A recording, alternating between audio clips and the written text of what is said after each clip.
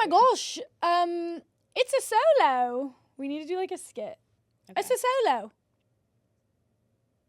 Oh, I don't know what my line is supposed to be. Enough. People have been begging for me to do a solo. So here you are, serving it up hot.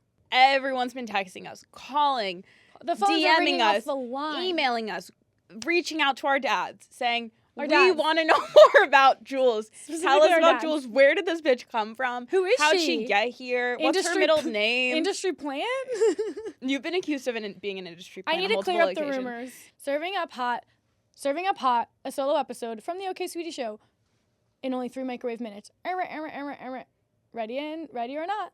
Okay, sweetie. Okay, sweetie. Okay, sweetie. Okay, sweetie. Okay, sweetie. The OK Sweetie Show. We went on our various extremely large platforms and we asked everyone for questions. We also want you to know me.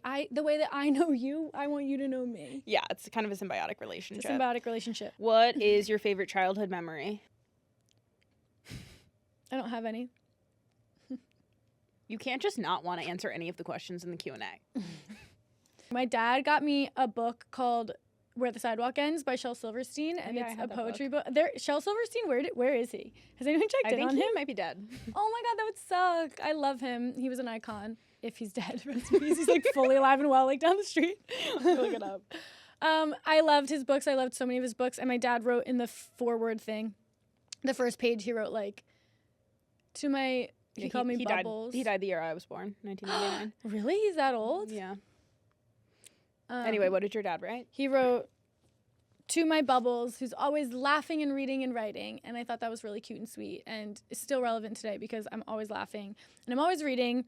And I guess I'm writing. I write in my journal a lot. And I've always loved the outdoors and surfing. And so, like, it's kind of fun to hear about yourself as a kid. And then all of those traits still follow you along with you in your life. But here's a funny story. When I was a kid, now I'm like out here like trying to be a camera person, like hosting things, like this is what I really love and brings me joy. When I was a kid in preschool, I used to hide in the cubby. It's really weird. So weird. I'm like, what traumatic thing happened to me? Like, why were you hiding in the cubby? I was so shy. I was so nervous. I was really shy too. I did not want to get out of my cubby. I literally, like, in preschool, like, kids are supposed to be like cute and fun. Like, they said, Jules is in the cubby again today. And one friend, they have to like drag you out of the cubby? Yeah, my one friend Hope, who's still my friend today, who lives down the street from me. God, like, shout out Hope. I know, helped me get out of the cubby. That's really sweet. And then when she was in my middle school and then like left to go to a different middle school, and she said that I like helped her with that. Not that I really have any recollection of it, but clearly it made an imprint on her. So I was like, you helped me in preschool, I helped you in middle school. That's really cute. There's no greater love. Yeah, that's really beautiful. It's really beautiful. Tell us about your journey into snowboarding.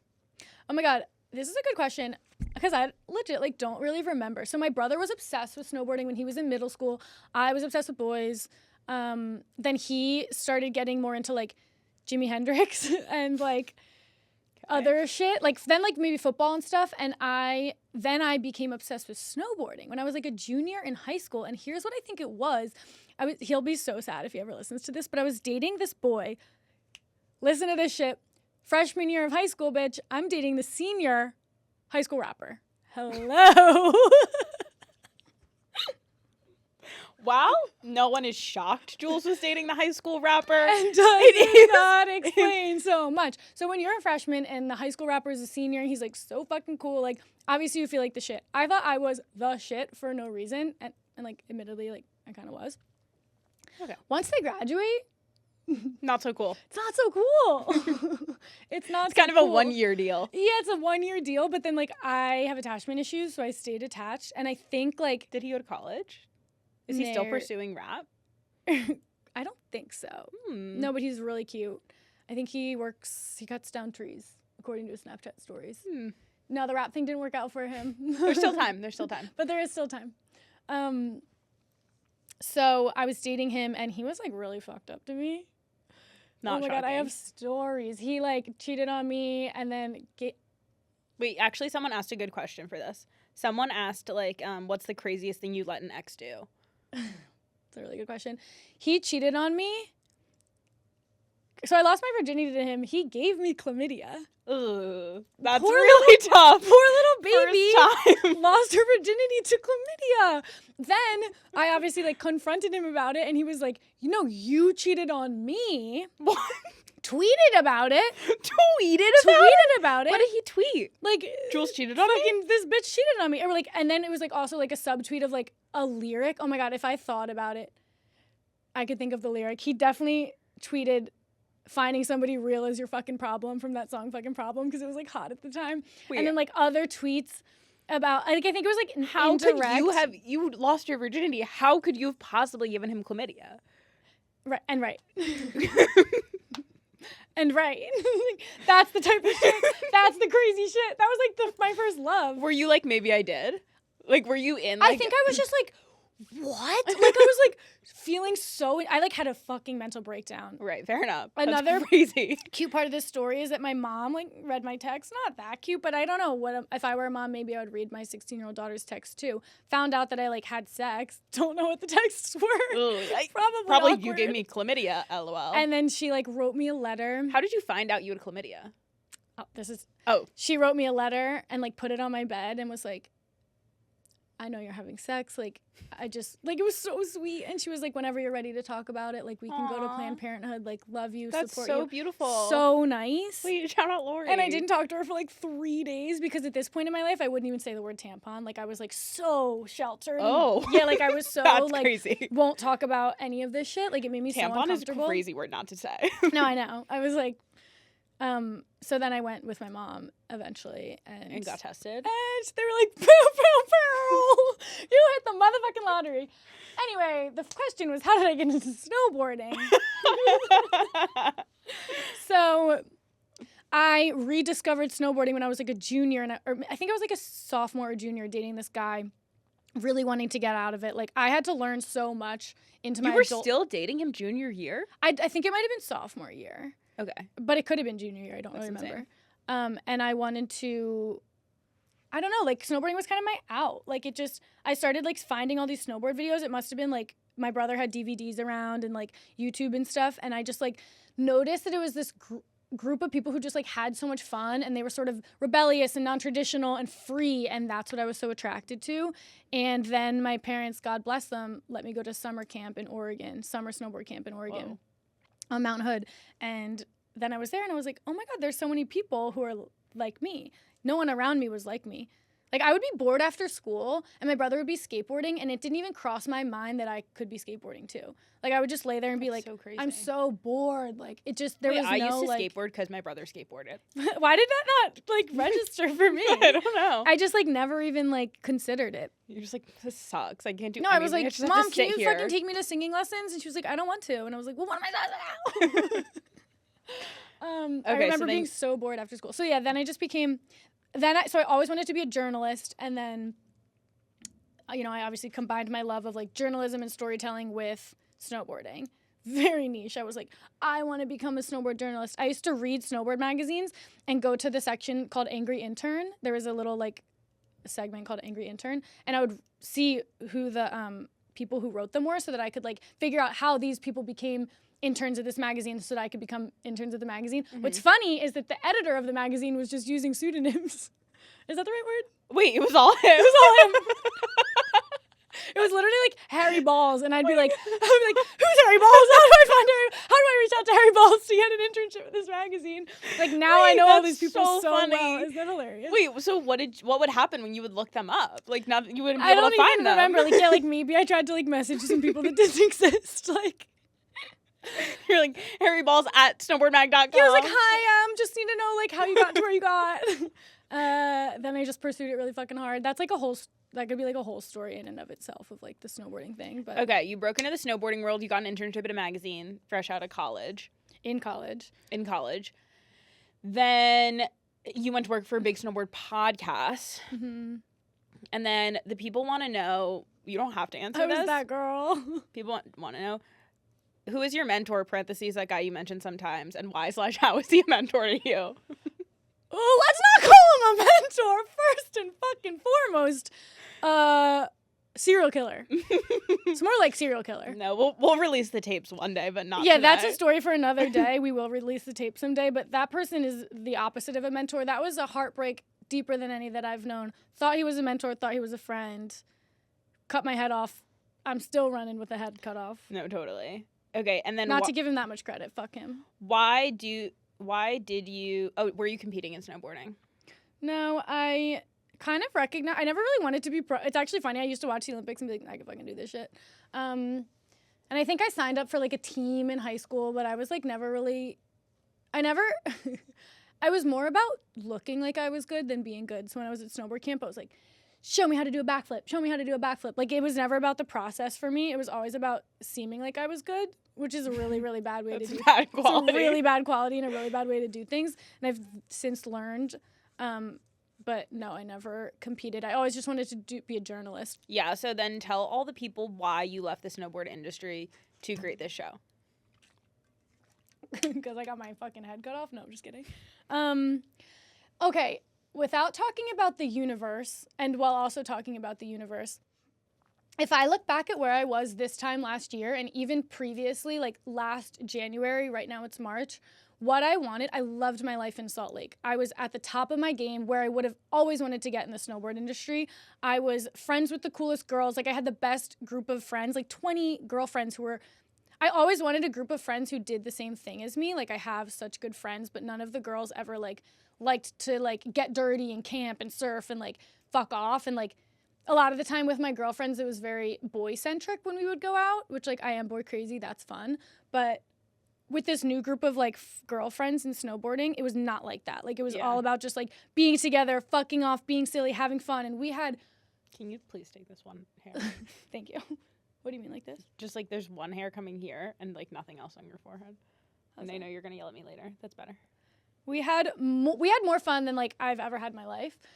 So I had the group of girlfriends. I was like dating the coolest like pro snowboarder boys. I had the coolest job that I could have had. I was like at the top. And I was so happy and content with my life. What I wanted was to be not in Salt Lake City anymore. I'll let you guys infer why. It's just like very white, very monotonous, very like small town vibes, which is fun for a while, but not anymore. So I really wanted to be in a city. I really wanted to be around more diversity. I really wanted to be around people who were more like fast paced and like thinking big and like actually involved in like real life culture, not just this like little nucleus of snowboarding where like, I don't want to like shit too much on the snowboard industry, but like as great as it is, it's also like a small world that everyone just thinks is like the center of the world, and it's just simply not. Like, I wanted to get out of that, and I wanted to be around women. So this time last year, that's what I was like. I was grateful for where I was at in my life, and I was equally craving literally exactly where I am now. And I would like go to sleep and wake up at 3:00 in the morning every single night for like 6 to 8 months and just feel like restless and anxious. Like, I feel like my body was physically preparing for a change. That's what they say happens before a big change in your life. Then some unforeseen circumstances happened that was so ridiculous and beyond my control that there's no way to explain it other than like the universe pushing me into alignment with where I was supposed to be. So what I wanted like is now where I'm at. And the basis of all of this was like wanting to be around amazing women who are doing badass shit.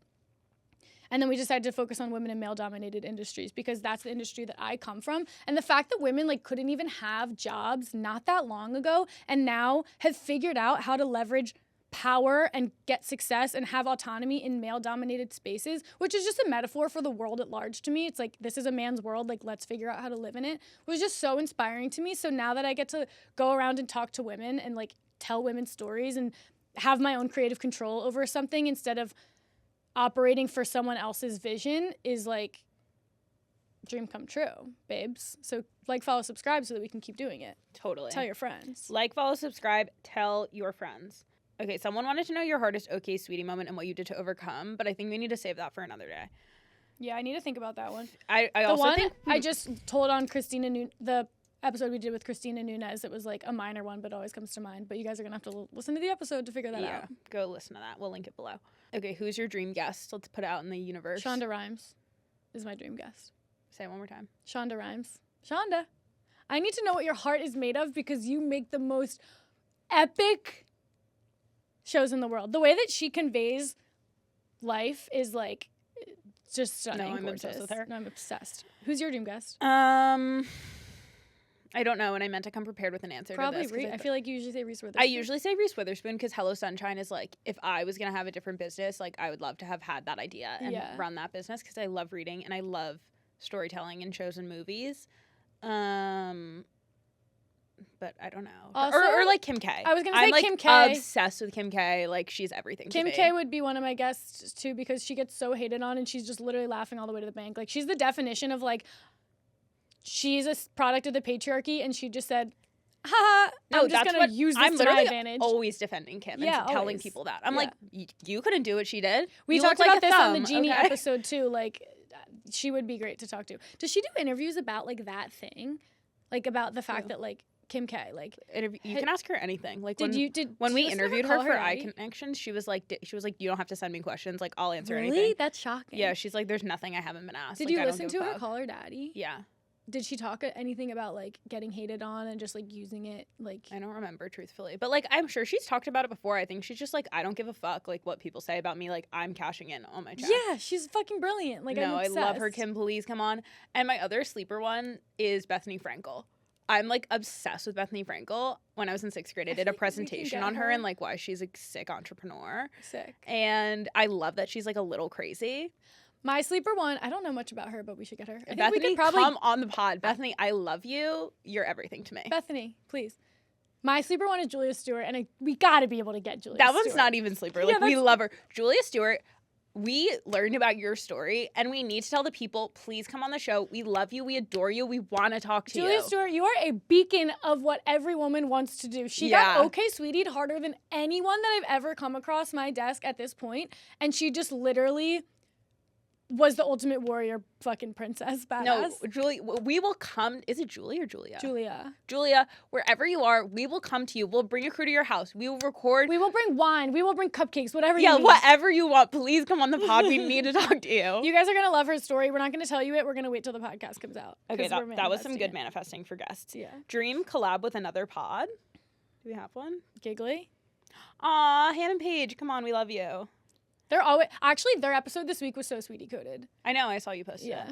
Or I like love Brittany Broski. I think she's one of the greatest entertainers of our time. Yeah, or like He's Not a Girl with Caleb Heron. Yeah, Caleb Heron, love him. I was just watching him and Brittany Broski. Yeah, that crew. Rips. Okay, this is like transition into our fun segment. Can pet names for your partner be demeaning, and what's the worst one? Can pet names for your partner like be sweetie. demeaning? Yeah, here's like hot take. I don't like being called babe.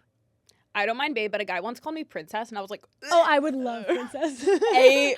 Oh, I would be like, oh. Do you know the movie Hot He was like, Rod? do you like when I call you that? I was like, no. Like, kill yourself. I think I actually said yes because I was too timid to say no, but I hated it. The scene in Hot Rod where it's like some douchebag in like a convertible, and he's like, babe, babe, babe. Yeah, that's horrible. I just like hate that. I'd rather be called baby. Sweetheart like can be cute if they love you, but it's also just a little bit old school. Like honey feels old school to me. I'd rather I want like a baby girl or a princess. No, my dad calls me that. Or a shorty. I used to love when guys in middle school and high school called me shouty. What's up, shouty? I'd be like, that's so you. No one would ever call me that. I just don't give off that vibe. Yeah. I hate when people get like really like baby talk with their partner in public. I'm like, get a grip. By the way, we can circle back on this and we can't leave this in, but did I ever tell you about the time that I stole a guy's left shoe? Why can't we leave that in? That's hilarious. Because my friend reminded me of it this morning. Well, because like, I don't know. He probably won't see this. Honestly, if he sees it, it's fine. He like, this guy I was in a situationship with in college, and he like really fucked me over. Like he was just kind of the worst, like so manipulative, whatever. Yeah, classic. And he lived in this building that was always unlocked, and I knew he never locked his like specific apartment. And I was like, I'm gonna go in there and I'm just gonna steal his left shoe. Is this post like breakup? Yeah. And I was like, I'm gonna steal his left shoe. My friend and I were like so drunk. I was like, you have to go with me. So he's looking everywhere for it, and like the right one's still there. So he's like, where could it be? And it'll just torture him. Yeah. So I took his left shoe and I threw it in a dumpster. And I also took his favorite hat and threw that in the dumpster too, because just like, fuck you. I spent a lot of time for all my opps and my enemies, like trying to figure out innocent ways of fucking with them like that. Yeah. One of them I thought was came good. Up with so many. I saw we need to like this could be a whole part of an episode in itself. We should do it for supper club. Yeah, we should. That's a really good. We can't forget that.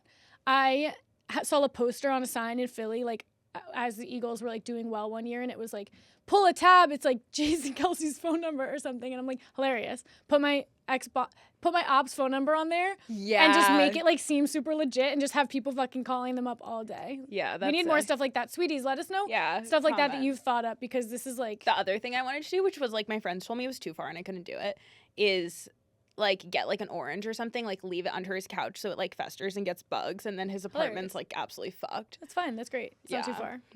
The way that they were like, maybe you should just like heart. Maybe you should just get over him, and I was like, I can't until I get revenge. Right. The amount of therapy that you're gonna have to go through, like that's actually just better. Yeah. Yeah. Okay, your top 3 like hear me outs. Do you know what that is? Like that's like every guy Jules likes. Like I just want you all to know. Oh. Is it about guys? Yeah, it's like a guy who's ugly, but you're like, hear me out. He's kind of hot. Okay, hear me out, Seth Rogen. Hear me out, Michael Cera. Hear me out, feminine nerds. Feminine nerds. That's who Jules wants to date. And that's fine with me because we have no crossover between our types. We have no crossover, and that's something that will ensure an everlasting companionship between us, because like a boy will never get between. A boy's never gotten in between me and my friends anyway, because me neither. We're smarter than that.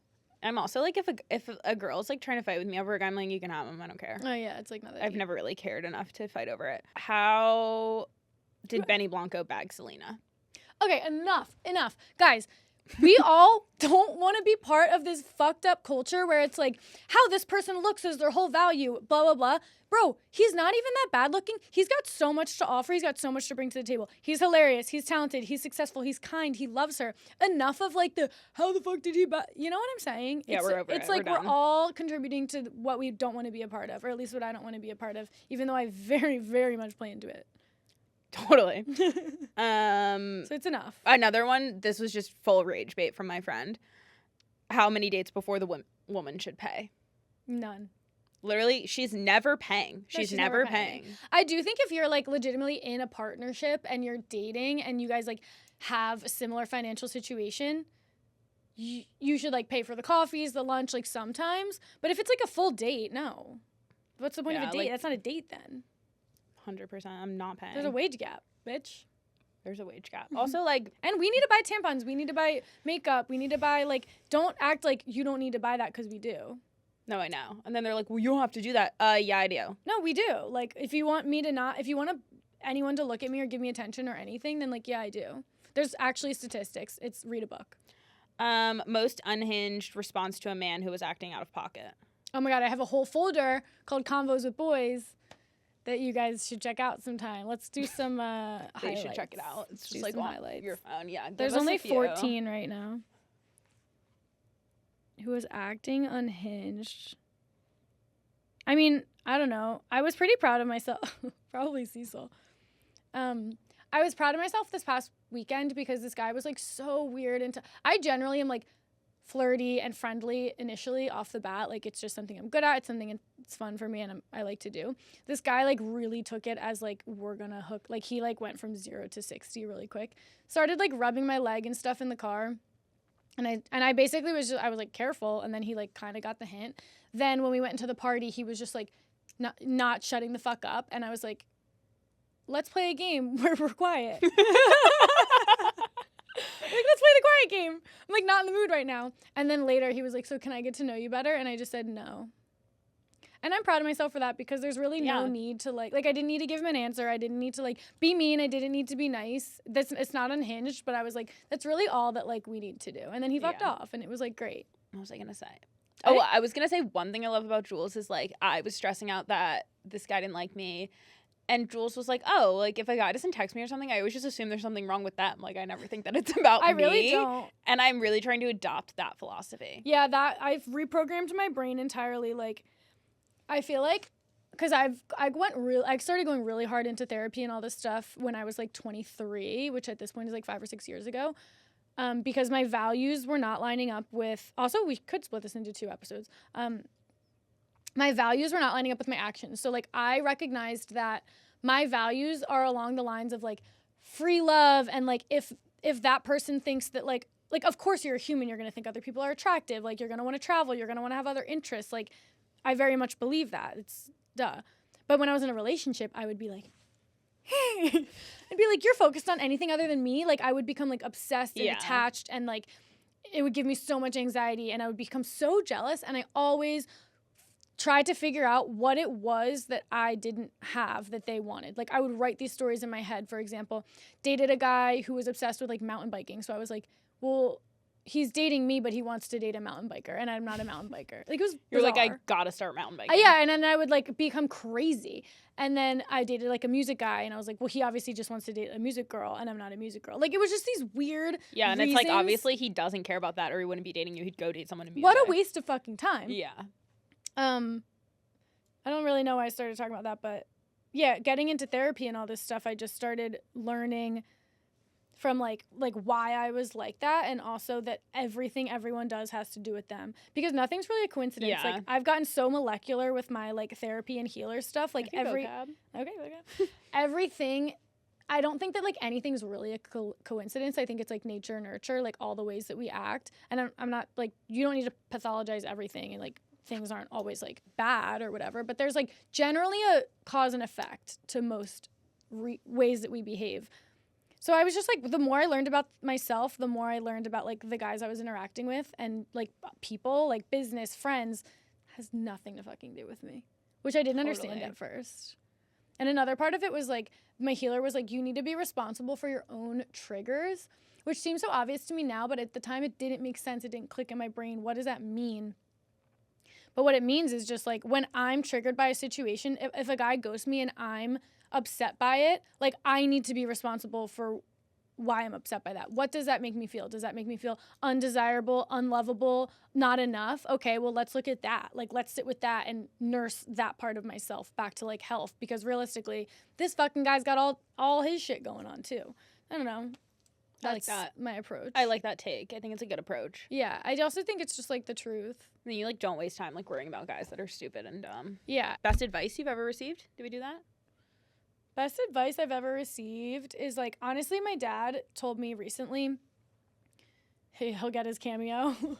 He said, don't be afraid of failure. I was like spinning out, and then he was like, don't be afraid of failure. And I was like, honestly, so true. Like when you boil it down to just like a quote I also really like is, you risk being foolish, and that's really the only risk. And it's like true. Like it's like not that deep. It's all for fun. Don't like take it that seriously. Those type of things. Oh, 100%. I have a like real fear that like every successful person like goes through a huge failure before they become successful, and I've never really failed that hard at anything.